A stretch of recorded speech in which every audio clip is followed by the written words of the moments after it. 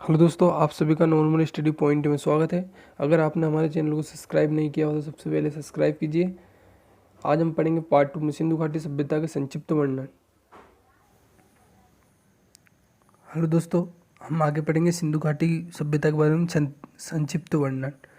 संक्षिप्त वर्णन में सबसे फर्स्ट पॉइंट है, यहाँ सभ्यता काश्युगीन सभ्यता है। ठीक है, यहाँ सभ्यता काश्युगीन सभ्यता यहाँ ताम्रपाषाण काल युग के अंतर्गत आती है। तो इस सभ्यता का विस्तार पश्चिम से बलूचिस्तान, ठीक है, पश्चिम में बलूचिस्तान तक तथा पूर्व में उत्तर प्रदेश आलमगीरपुर तक।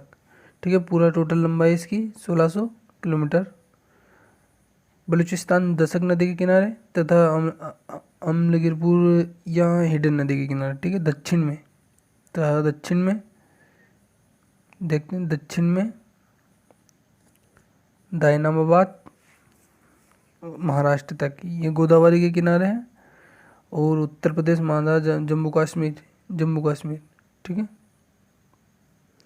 जम्मू कश्मीर चीनाब नदी के किनारे स्थित है।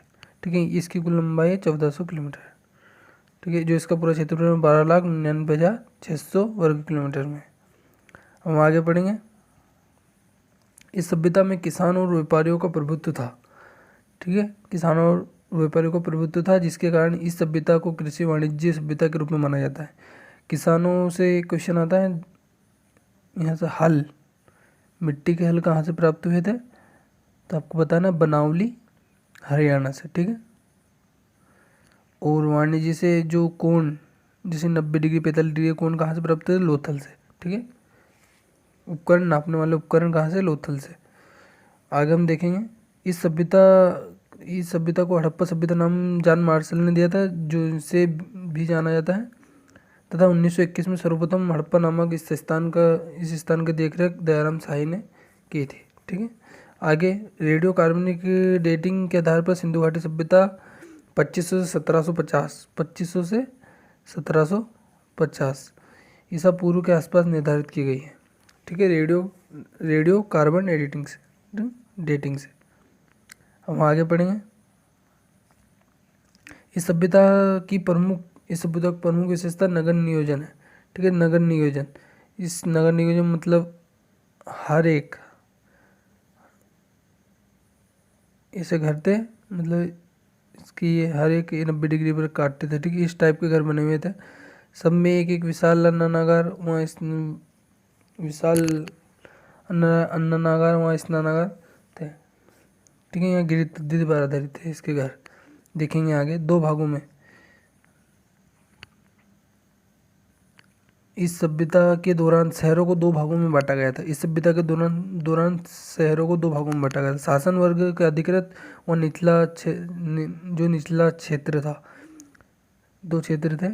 ठीक है, इसकी बाउंड्री भी रहती थी। यहाँ पर शासन अधिकृत करते थे, मतलब अमीर लोग इधर रहते थे और मध्यम लोग यहाँ पर रहते थे। ठीक है, इनकी किलेबंदी नहीं थी, इनकी किलेबंदी थी।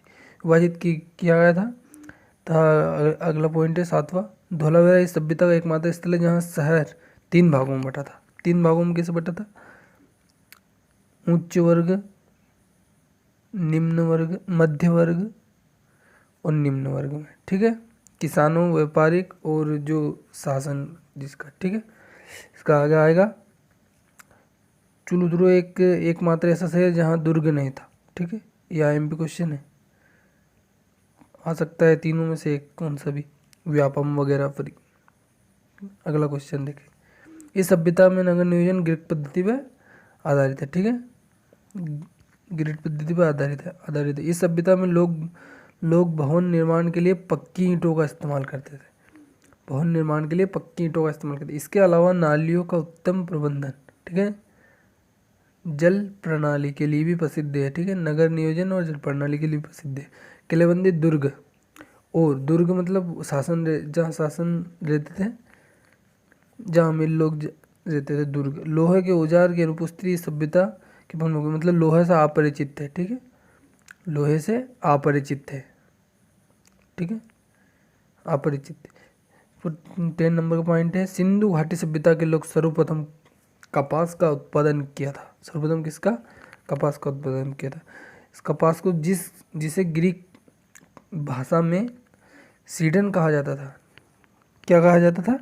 सीडन। ठीक है, क्या कहा जाता था? सीडर। यह सिंधु प्रांत से प्राप्त हुई है। आगे देखेंगे, सिंधु घाटी सभ्यता के लोग बड़े पैमाने पर गेहूं और जौ का उत्पादन करते थे। सिंधु घाटी सभ्यता के लोग बड़े पैमाने पर गेहूं जौ का उत्पादन करते थे। इसके द्वारा उगाए जाने वाले अन्य फसलें कौन कौन सी थी? दाल, धान, कपास, खरबूजा, मटर, तिल, सरसों, और एक सबसे बड़ा, सबसे ज़्यादा लोथल से चावल के साक्ष्य मिले हैं। ठीक है, पूछा चावल के साक्ष्य सबसे ज़्यादा कहाँ मिले हैं, तो चावल के साक्ष्य सबसे ज़्यादा लोथल मिले, और एक जगह पे से और मिले, रोपण से। ठीक है, रोपण से। ठीक है, आगे हम देखेंगे, सिंधु घाटी सभ्यता की खुदाई से स्वास्तिक के निशान मिले हैं। ठीक है, स्वास्तिक चिन्ह के निशान मिले हैं। इसका आगे क्वेश्चन है, मूर्ति के माध्यम से पता चलता है कि सिंधु घाटी सभ्यता के दौरान देवी माँ मृत देवी माँ शक्ति की पूजा की जाती थी। ठीक है, इसके अलावा योनि महिला यौन अंग की पूजा के सबूत भी मिले हैं। ठीक है, के सबूत मिले। सिंधु घाटी सभ्यता के लोग बड़े पैमाने पर गेहूं और जौ, ये तो पढ़ लिया था, इसका आगे पढ़ेंगे। तथा इस काल में प्रमुख देवता पशुपति महादेव अर्थात पशुओं के भगवान अगशिव, तो अगशिव हैं, इनकी कुछ तस्वीरें मुद्राओं पर भी मिली है। ठीक है, मुद्राओं पर मिली। आगे देखिए, जिनकी आकृति खुदाई से प्राप्त हुई है तथा खुदाई से प्राप्त एक मोहरे पर भी, देखो मोहरे पर भी मिली है। ठीक है, मोहरे किसकी बनी होती थी? समुद्र के अंदर जो पत्थर रहते हैं उनकी बनी होती थी, तो सोने चांदी वगैरह, सोने चांदी तांबे की बनी होती थी। तथा कुछ इनकी जो कुछ मुद्रे थी उस सैली खेड़ी की बनी होती थी।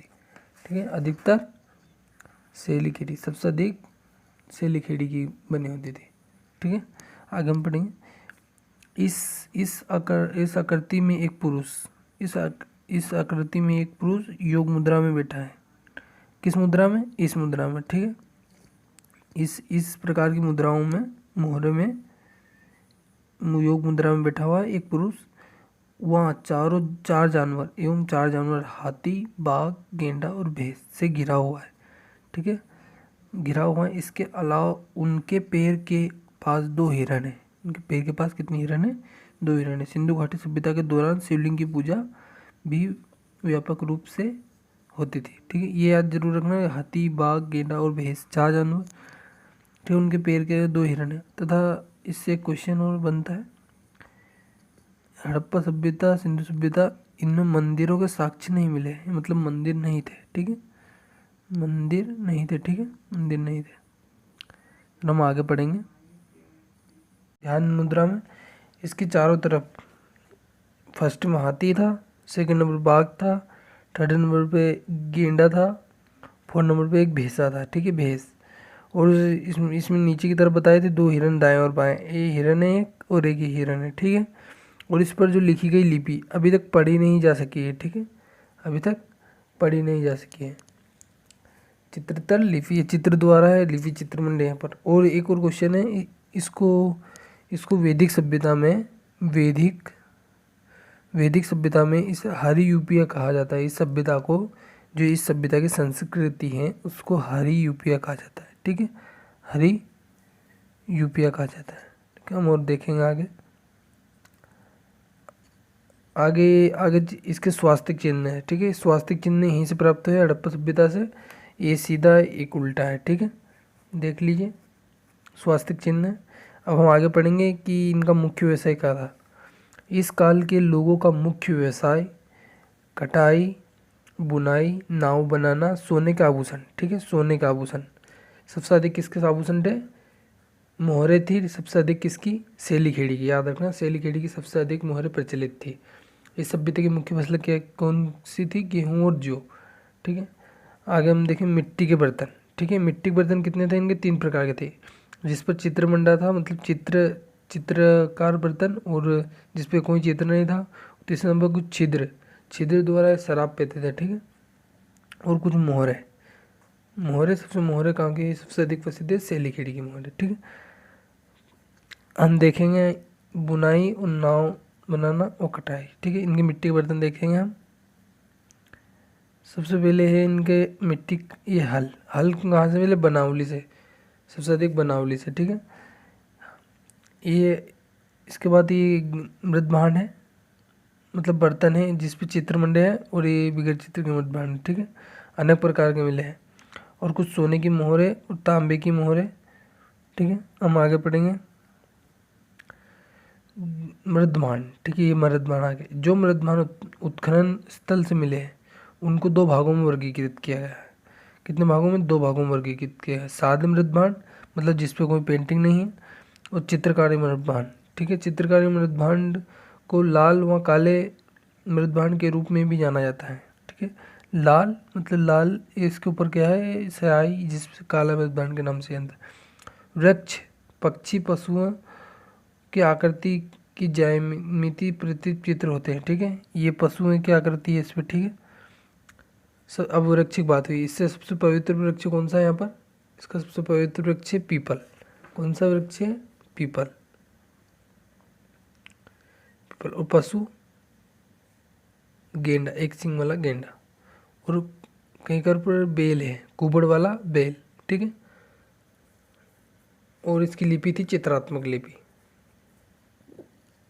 देखो चित्रात्मक लिपि, ये चित्रात्मक लिपि। ठीक है, ये लिपि है ना, चित्रात्मक लिपि। ठीक है, चित्रात्मक लिपि, ये लिपि जो है चित्रात्मक लिपि है। हम देखेंगे आगे, और यहाँ पर ये मृदभांड है। ठीक है, जिसपे पेंटिंग भी है, और ये जिसपे पेंटिंग नहीं है। ठीक है, और कुछ मृदभांड ऐसे ही होते थे साइज में, लेकिन उनमें छिद्र होते थे थोड़े थोड़े, जिनके द्वारा शराब पी जाती थी। और इनका सबसे प्रिय खेल था, हम और देखेंगे आगे, आभूषण।